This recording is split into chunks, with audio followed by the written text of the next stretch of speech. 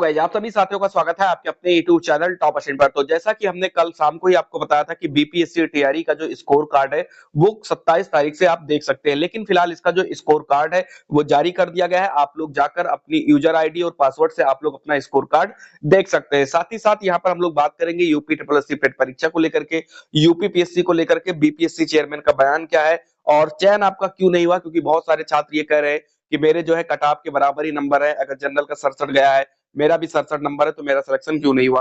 तो इन सभी चीजों को हम लोग आज की इस वीडियो में जो है कवर करने वाले हैं। तो चलिए सबसे पहले तो हम आपको बता देते हैं कि कल जो है ये नोटिस आई थी और ये बताया गया था कि आप अपना स्कोर कार्ड 27 तारीख से देख सकते हैं। तो आप सभी लोग जाकर अपना यूजर आईडी और पासवर्ड डालकर आप अपना स्कोर कार्ड देख सकते हैं। आपका स्कोर कार्ड जो है जारी कर दिया गया है। चलिए वहीं पर हम बात करते हैं, बहुत सारे छात्र जो ये कह रहे थे कि मेरा 67 नंबर है फिर भी मेरा सिलेक्शन क्यों नहीं हुआ।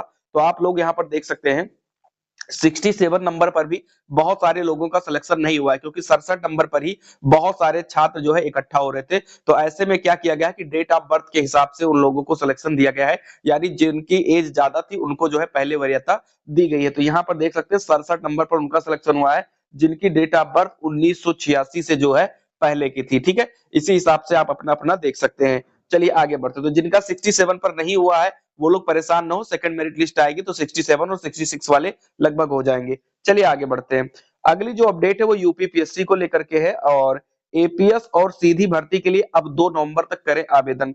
यानी कि एपीएस का अगर आपने आवेदन नहीं किया है तो उसकी डेट को बढ़ा दिया गया है, और डेट इसीलिए बढ़ाई जा रही है क्योंकि ओटीआर में दिक्कत हो रही है, इसी वजह से जो है यहाँ पर डेट को बढ़ाई जा रही है। बड़ी संख्या में अभ्यर्थी नहीं करा सके ओटीआर, यूपीपीएससी ने दिया अतिरिक्त समय। उत्तर प्रदेश लोक सेवा आयोग ने अपर निजी सचिव एपीएस परीक्षा 2023 और सीधी भर्ती 2023 के लिए आवेदन की अंतिम तिथि 2 नवंबर तक बढ़ा दी है। अतिरिक्त समय मिलने से अभ्यर्थियों को काफी राहत मिली है। सर्वर धीमा होने के कारण बड़ी संख्या में अभ्यर्थी ओटीआर नहीं कर सके थे, जिसकी वजह से वे आवेदन से वंचित रह गए थे। तो ये चीज यहाँ पर आप देख सकते हैं। तो एपीएस की अगर आप तैयारी कर रहे हैं और अगर आपने अभी तक आवेदन नहीं किया है तो आपके लिए अच्छी अपडेट यही है कि आपकी जो डेट है उसको बढ़ा दी गई है। ठीक है, ओटीआर के लिए 3 सर्वर पर मुसीबत बरकरार है। अभ्यर्थियों का कहना है कि वेबसाइट पर जाकर ओटीआर की प्रक्रिया शुरू करने पर अभ्यर्थियों के सामने 3 सर्वर का विकल्प आता है, लेकिन तीनों सर्वर धीमे धीमे हैं।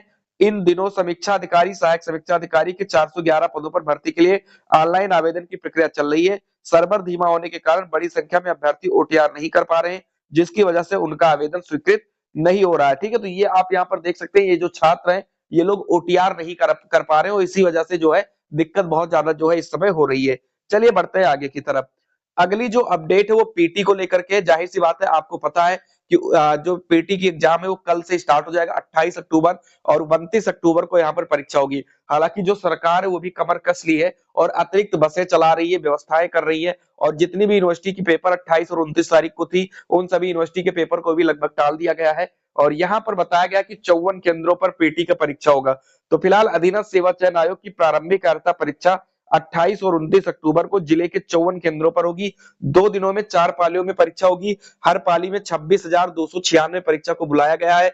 परीक्षा के लिए जिले को 18 सेक्टरों में बांट दिया गया है। ये सिर्फ और सिर्फ प्रयागराज की बात हो रही है, बाकी पूरे यूपी में अगर हम बात करते हैं तो टोटल 20 लाख के आसपास छात्र जो है परीक्षा देने वाले हैं। ठीक है, तो जिन लोगों की परीक्षा उन लोगों को ऑल द बेस्ट, सभी लोग जाइए, खूब अच्छे से आप लोग पेपर दीजिए। चलिए आगे बढ़ते हैं, बात करते हैं यहाँ पर बीपीएससी टीआरई के रिजल्ट को लेकर के। तो जब से रिजल्ट आया है तब से जो यहाँ पर बीपीएससी है वो सवालों के घेरे में खड़ी हो चुकी है, लेकिन जो बीपीएससी के चेयरमैन है वो अब थोड़ा सा सक्रिय हो चुके हैं। पहले उन्होंने कट ऑफ जारी किया, फिर उन्होंने स्कोर कार्ड जारी किया, और अब ये भी बता रहे हैं कि कट ऑफ जो है किस डेट ऑफ बर्थ से लिया गया है। ऐसे में यहाँ पर आरक्षण को लेकर के भी विवाद है। बीपीएससी अध्यक्ष ने आरक्षण के मामले में स्थिति जो है साफ साफ की है। जिस कोर्ट में आवेदन कम उसमें आरक्षण नहीं दिया गया है। बिहार लोक सेवा आयोग के अध्यक्ष अतुल प्रसाद ने कहा कि आरक्षण का लाभ उन कोर्ट के अभ्यर्थियों को दिया गया जहां पर सीट से अधिक आवेदन आए थे, लेकिन कई कोर्ट में आवेदन ही सीट से कम आए हैं। ऐसे में कोर्ट में आरक्षण का लाभ नहीं दिया गया है। अतुल प्रसाद ने गुरुवार को ट्वीट कर उसकी जानकारी दी अभ्यर्थियों को।